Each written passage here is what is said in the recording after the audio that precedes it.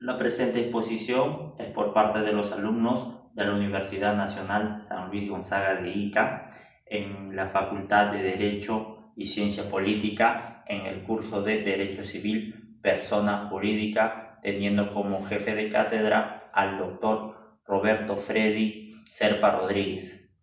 En la presente exposición trataremos del Tribunal Constitucional, cuáles son sus componentes, su estructura, su organización y funcionamiento del mismo. Como ponentes tenemos a Huarcaya Bizarreta, Ibargüen Asto, Laura Zairi Tupac, Huarcaya Huamán y Cáceres Salazar. Continuando con la exposición, el punto que yo trataré son sobre los antecedentes en el debate constitucional sobre el Tribunal Constitucional en el Congreso Constituyente Democrático de 1993. Como primer punto, trataremos el Tribunal de Garantías Constitucionales en la Constitución de 1979. En la Constitución Política de 1979 se instituyó el Tribunal de Garantías Constitucionales. Por primera vez en el Perú se incorporó el control constitucional concentrado. Esto mediante el artículo de 296 que nos dice que estableció el Tribunal de Garantías Constitucionales. Nos dice que era un órgano de control de la Constitución y que se componía de 9 miembros, 3 designados por el Congreso, 3 por el Poder Ejecutivo y 3 por la Corte Suprema de Justicia. Y en el artículo 297 de la Constitución de 1979 señala que para ser miembro del Tribunal de Garantías Constitucionales se exigen los mismos requisitos de vocal de la Corte Suprema, tener probada ejecutoria democrática y de defensa de los derechos humanos. Asimismo, en el artículo 298 de la Constitución de 1979 establece que el Tribunal de Garantías tiene la jurisdicción en todo el territorio de la República y además que es competente para declarar a petición de parte la inconstitucionalidad parcial o total de las leyes o los decretos legislativos, normas regionales de carácter general o de ordenanzas municipales que contravinieran la Constitución por la forma o por el fondo, ¿no? Y también así conocer en sanción las resoluciones denegatorias de la acción de habeas corpus y la acción de amparo, agotando la vía judicial. Como siguiente punto hablaremos sobre el contexto político del debate constitucional después del golpe de Estado del 5 de abril de 1992. Es dentro de este contexto que se realizó el debate sobre el Tribunal Constitucional, que se caracterizó por una fuerte crítica a la labor del Tribunal de Garantías Constitucionales. Además, que el gobierno y sus voceros en el Congreso Constituyente Democrático plantearon desde un inicio que el control de la Constitución radica en el Poder Judicial. Pero, en efecto, ¿no? Antes de que se iniciara formalmente el debate constitucional de 1993, durante esa etapa de dictadura pura, Carlos Torres y Torres Lara, principales ideólogos y artífices de la Constitución de 1993, plantearon, ¿no?, su modelo de poder judicial en el documento de las primeras iniciativas del cambio constitucional, ¿no?, del 1 de junio de 1992, apenas 2 meses después del golpe de Estado.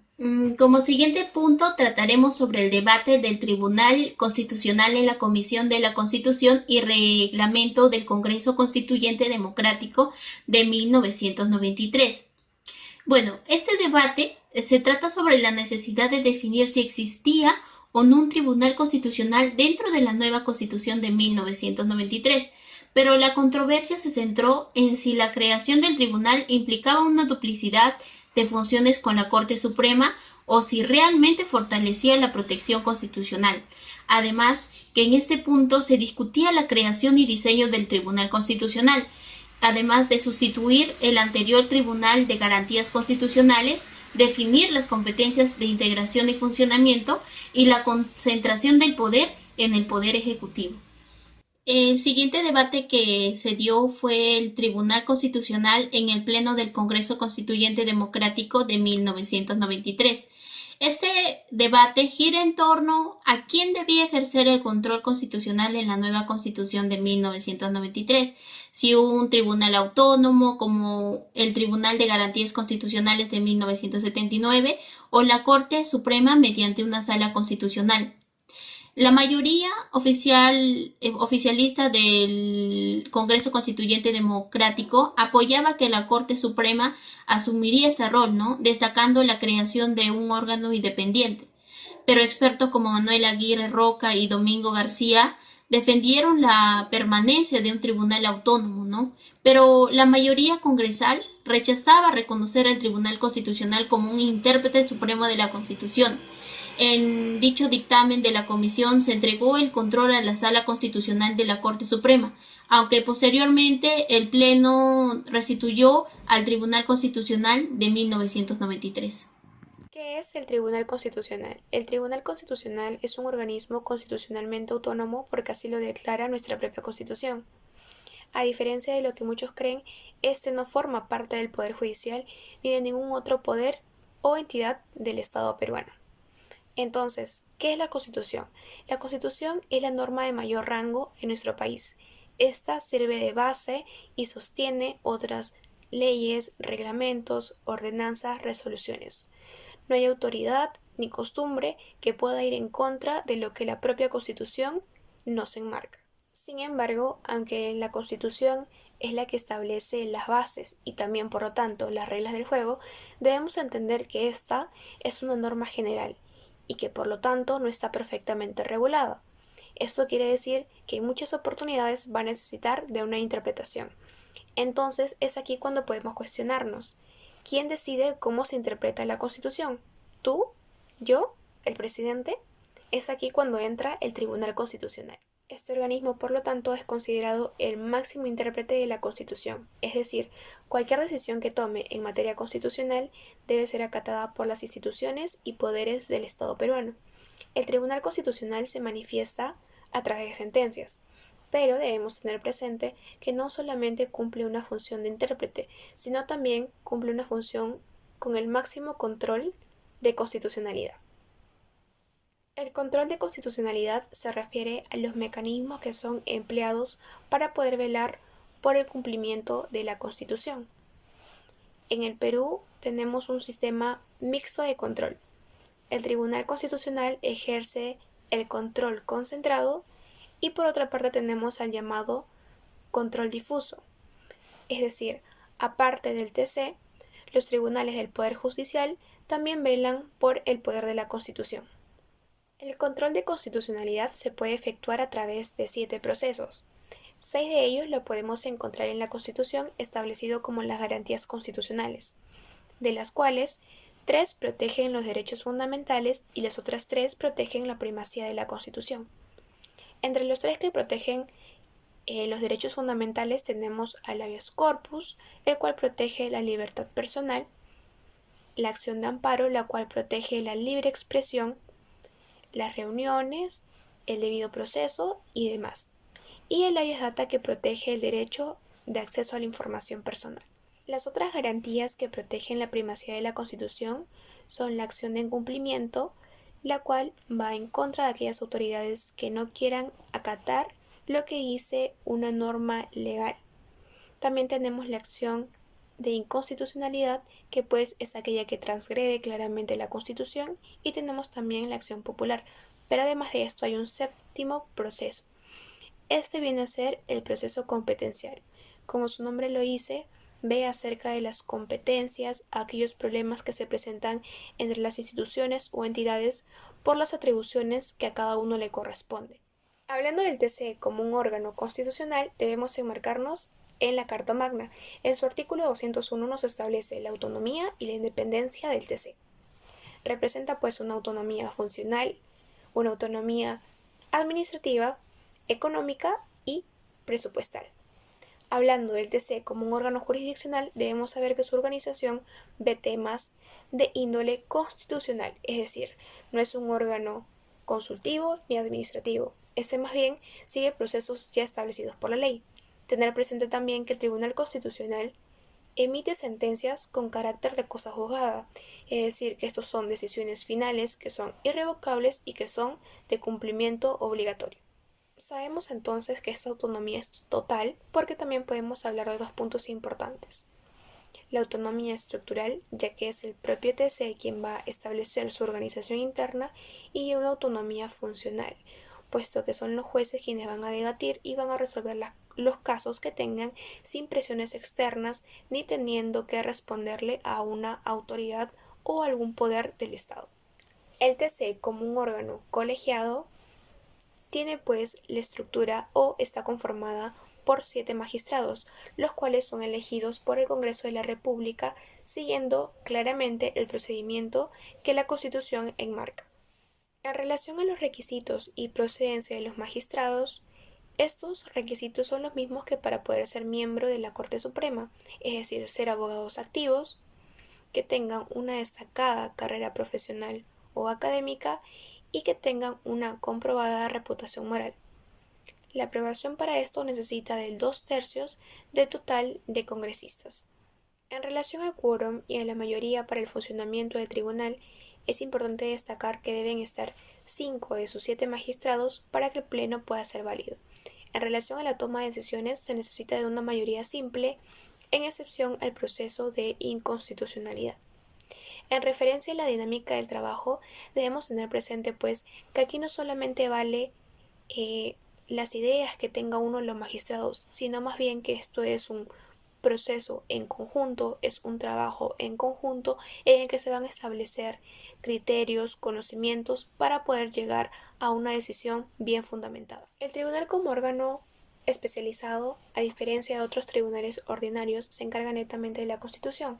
Por lo tanto, en este órgano recae el poder comprender y ejecutar la Constitución. Los procesos que sigue el Tribunal Constitucional son establecidos por la propia Constitución y desarrollados por el Código Procesal Constitucional. Hablando un poco más acerca de los procesos, tenemos el de inconstitucionalidad. Este claramente es un mecanismo fundamental para poder proteger la primacía de la Constitución.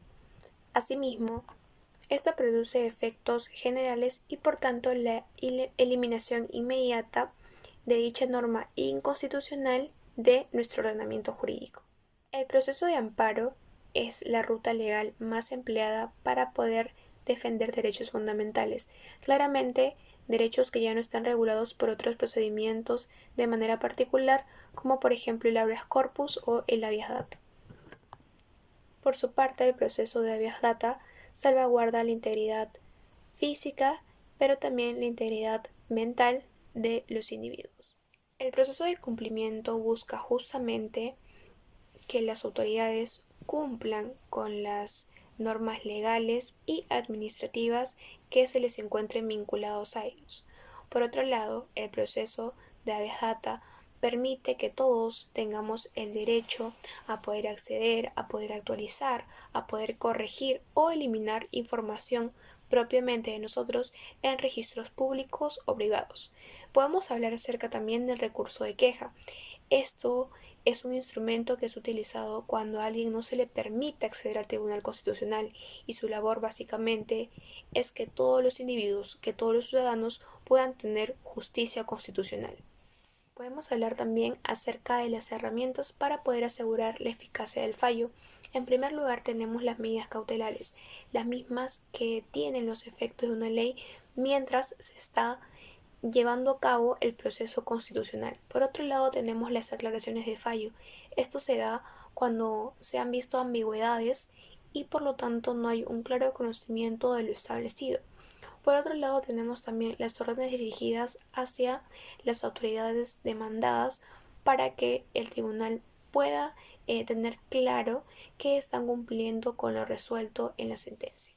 El tribunal, como máximo intérprete de la Constitución, si bien es cierto sigue procedimientos establecidos normativamente, también sigue principios subyacentes, como por ejemplo el contexto político, la realidad social, los derechos fundamentales a los cuales nos encontramos suscritos y demás.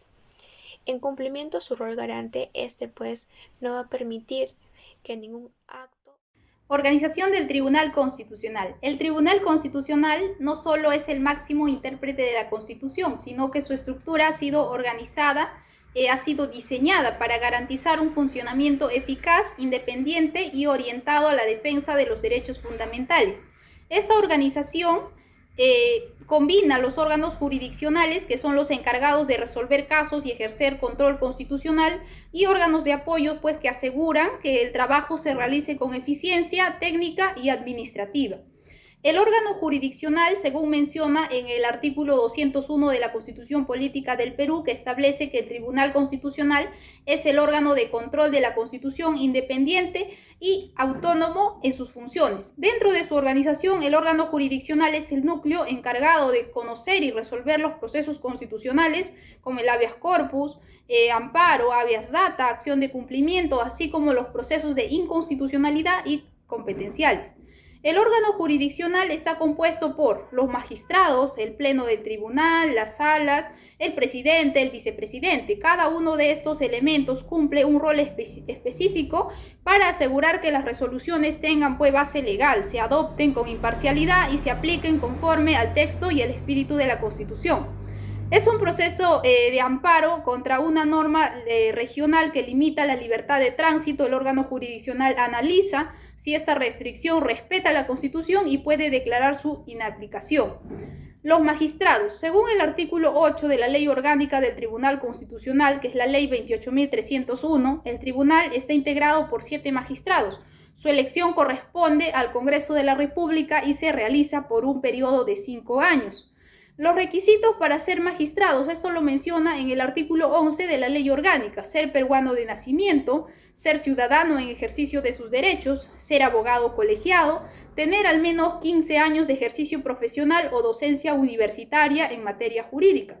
Sus funciones principales es participar en el pleno y en las salas, emitir votos y sentencias en los procesos constitucionales, proponer mejoras normativas internas, garantizar la independencia de criterio en cada decisión.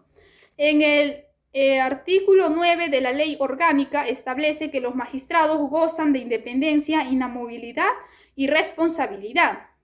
Ellos no pueden ser perseguidos ni sancionados por el contenido de sus votos u opiniones emitidas en el ejercicio de su cargo. Un magistrado puede emitir un voto en minoría que se le llama, pues, voto singular, que aunque no sea vinculante puede servir como referencia para futuros fallos y estudios jurídicos. El Pleno del Tribunal Constitucional es el órgano máximo de deliberación y decisión del tribunal. Está conformado, pues, por 7 magistrados y se rige por el artículo 14 de la Ley Orgánica. Su función principal es garantizar la uniformidad en la interpretación de la Constitución y resolver casos de gran relevancia nacional. Existen 2 tipos de pleno. El primero, plenos jurisdiccionales. Se ocupan de las causas de especial trascendencia constitucional y pueden emitir precedentes vinculantes, por ejemplo, un precedente vinculante sobre la interpretación del derecho del debido proceso que todos los jueces del país deben aplicar. Segundo, tenemos los plenos administrativos. Resuelven asuntos internos del tribunal, como la aprobación del presupuesto, reglamentos internos o designación de funcionarios clave, No intervienen en lo que es en los procesos judiciales. Luego tenemos a las salas. De acuerdo al artículo 15 de la Ley Orgánica, pues, el tribunal puede organizarse en salas compuestas por 3 magistrados. Estas salas permiten que el trabajo jurisdiccional sea más ágil y que el pleno no se sobrecargue con todos los casos, Las salas conocen principalmente procesos de amparo, habeas corpus, habeas data y cumplimiento, salvo aquellos que por la ley deben verse en el pleno, como las demandas de inconstitucionalidad. El presidente tribunal constitucional, elegido por el pleno para un periodo de 2 años, en el artículo 17 de la Ley Orgánica lo menciona, Entre sus funciones destaca representar institucionalmente al tribunal, dirigir las sesiones del pleno y coordinar las labores de los magistrados, supervisar la administración interna y autorizar los gastos, coordinar los otros poderes del Estado y organismos internacionales, promover la modernización del sistema de justicia constitucional. Luego tenemos al vicepresidente, que es designado también por el Pleno. Su función principal es reemplazar al presidente en caso de ausencia o impedimento, Esto lo menciona en el artículo 18 de la Ley Orgánica. También colabora en las tareas administrativas y de coordinación. Luego tenemos a los órganos de apoyo jurisdiccional Aunque no deciden casos, estos órganos son fundamentales para que los magistrados puedan concentrarse en lo jurídico, mientras el sistema funciona con fluidez y eficacia. Las secretarías no cumplen funciones técnicas y administrativas como recepción de escritos, control de plazos, elaboración de proyectos de resolución, archivo de expediente, notificación de resoluciones, no funcionan como un nexo operativo entre los magistrados y las partes involucradas en los procesos judiciales, asegurando celeridad, orden y eficiencia. Operan en coordinación con las áreas jurisdiccionales y administrativas, preservando lo que es la trazabilidad y la transparencia documental. Luego tenemos la Secretaría Relatoria. Está centrada directamente al presidente del tribunal.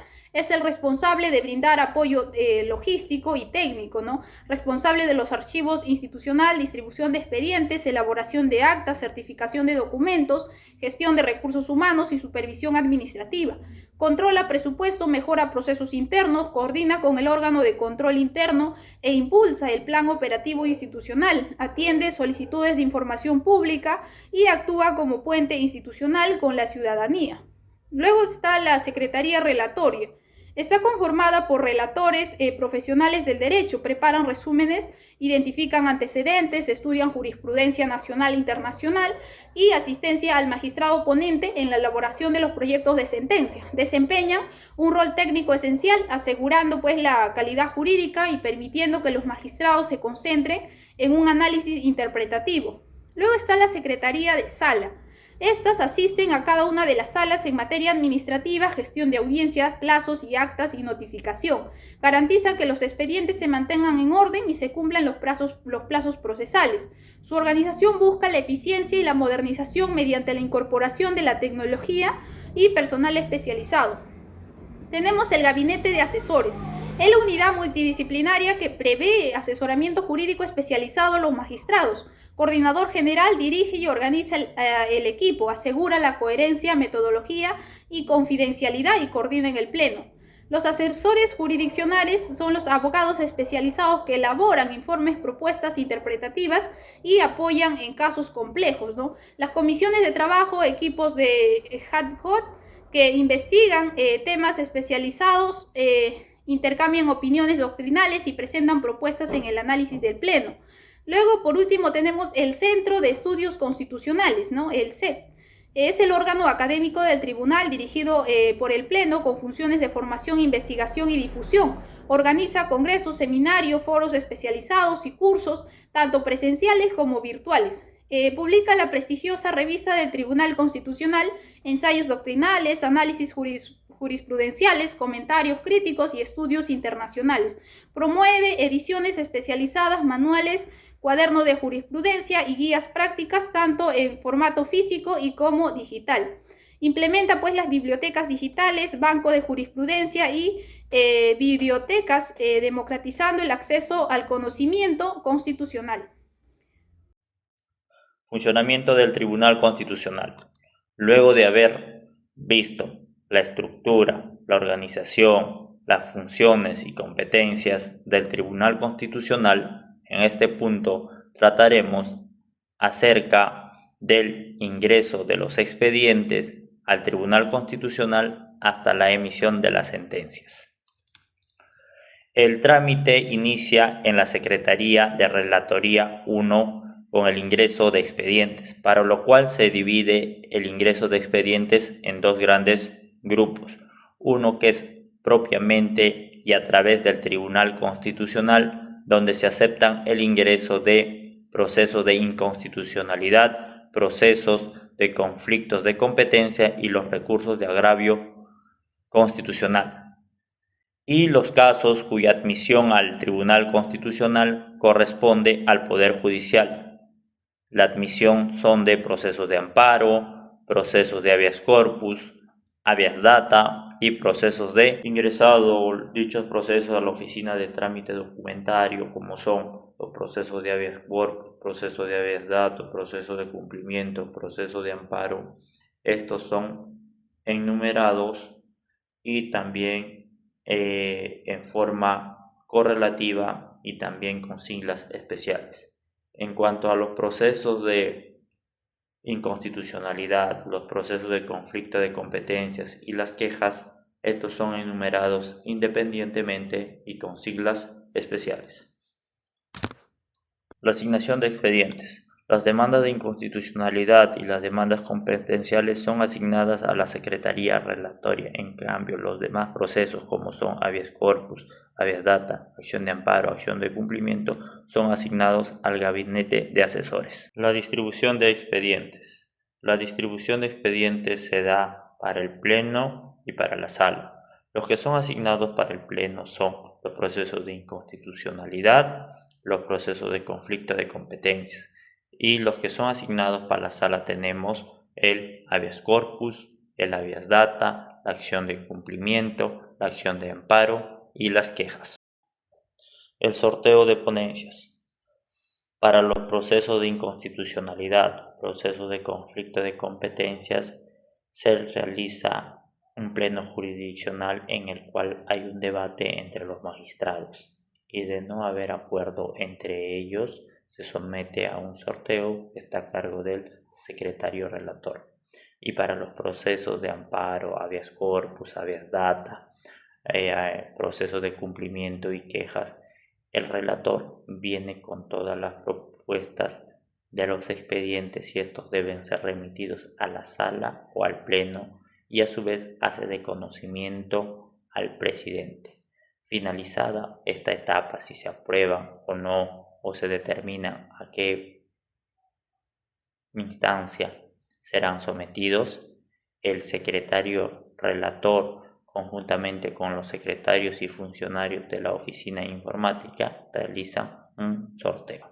Las audiencias públicas es el acto procesal mediante el cual los magistrados escuchan a las partes y a los abogados sobre los fundamentos de hecho y de derecho. Están instaladas por el presidente del Tribunal Constitucional o, en ausencia de este, por el vicepresidente, y en las salas está instalada respectivamente por su presidente. El trámite de los expedientes en el Gabinete de Asesores. La preparación de las ponencias por los asesores jurisdiccionales.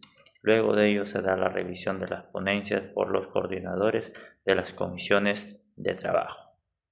Seguidamente pasa a la Secretaría Relatoria 2, donde ahí se realiza la corrección de estilo por los lingüistas, el trámite de los expedientes ante los magistrados, el trabajo en el despacho, el estudio de los casos, la revisión de las ponencias y la votación individual por despacho, las sesiones de pleno jurisdiccional y las salas. Luego sigue el informe del ponente, el debate entre los magistrados y finalmente la votación, para posteriormente ser trasladados los expedientes o los casos a la Secretaría de Relatoría número 3, donde se obtienen las firmas finales de los magistrados y, por último, la publicación de las resoluciones y sentencias del Tribunal Constitucional en el Diario Oficial El Peruano. Continuando con la exposición, como siguiente punto, propuestas de mejora para la organización y funcionamiento del Tribunal Constitucional del Perú. A nivel del Tribunal Constitucional, retomar la política de audiencias públicas descentralizadas en las sedes de las Cortes Superiores de la República. La propuesta busca acercar el Tribunal Constitucional a la ciudadanía de todo el país. No basta con sesionar en Lima o Arequipa. Es necesario que el Tribunal Constitucional recorra todas las macrorregiones con la finalidad de poder conocer de cerca todos los problemas constitucionales locales. Con esto se descentraliza la justicia, se refuerza la legitimidad del tribunal y se garantiza que los ciudadanos de regiones alejadas tengan mayor acceso al control constitucional. Como siguiente punto, política de resolución eficaz de casos. El Tribunal Constitucional enfrenta el reto de no solo resolver rápido, sino de hacerlo con calidad. La propuesta significa establecer mecanismos para que los expedientes no se acumulen, pero sí sacrificar la solidez de la jurisprudencia. También se busca dar plazos razonables, mantener criterios, uniformes y actualizar precedentes para poder así brindar seguridad y evitar contradicciones. Como siguiente punto, retomar la versión eléctrica de la Gaceta Constitucional.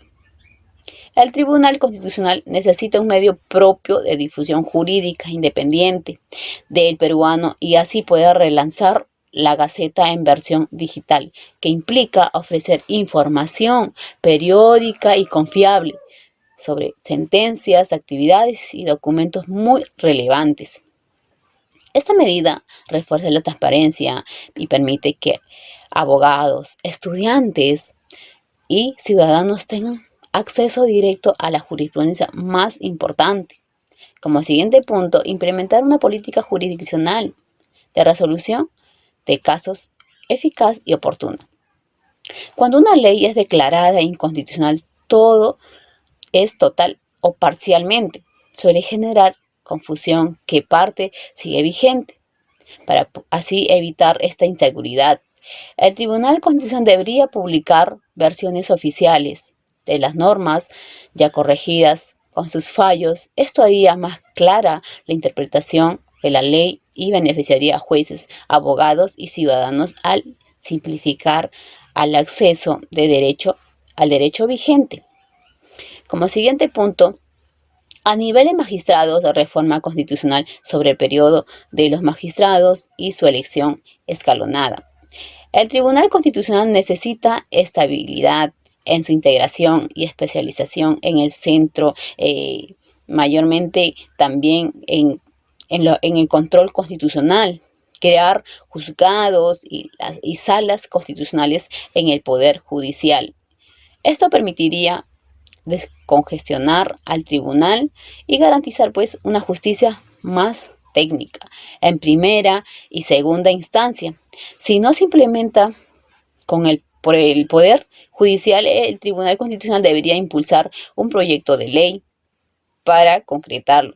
Esto daría mayor eficiencia y especialización al sistema. Como siguiente punto, implementación de las sesiones de trabajo de las salas. Las salas resuelven la mayoría de procesos constitucionales, sobre todo los de la libertad, como habeas corpus. Por ello, institucionalizar sesiones semanales es la clave para dar continuidad y orden al trabajo, evitando así retrasos y mostrando un compromiso firme con la protección de derechos fundamentales. Como siguiente punto, retomar la revisión previa de los expedientes por el magistrado ponente antes de la vista de la causa. Antes de los expedientes en sí pasaban primero por el magistrado ponente y así que analizaba el caso y fijaba lineamientos. Luego eran derivados al gabinete de asesores para el análisis técnico y así poder recuperar esta práctica. Asegura que cada caso llegue mejor preparado a las audiencias, lo que aumenta en sí pues es la calidad de las decisiones y mejora la coordinación entre magistrados y asesores. Prosiguiendo con los puntos, tenemos el nivel de Centro de Estudios Constitucionales. Dentro de esto tenemos que se debe implementar un funcionario dedicado a las tareas de investigación y capacitación en materia de derecho constitucional y jurisdicción constitucional. Asimismo, implementar cursos a distancia y semipresenciales. Luego tenemos el nivel de planes de trabajo jurisdiccional y administrativa. Dentro de esto tenemos implementar una cultura de trabajo en base a las metas y resultados.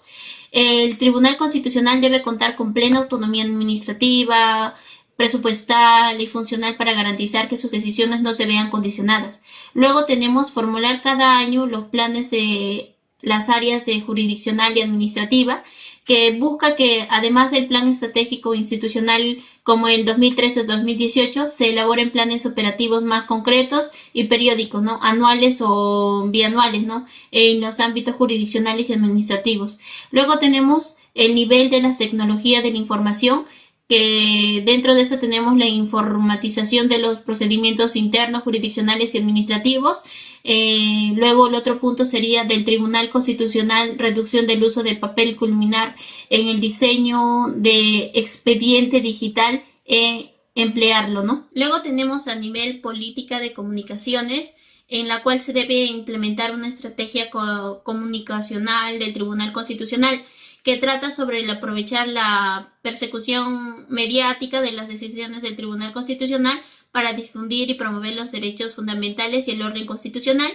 Se propone unificar todos los canales de comunicación, notas de prensa, boletín, programas, derechos, noticieros, Facebook, Twitter, entre otros.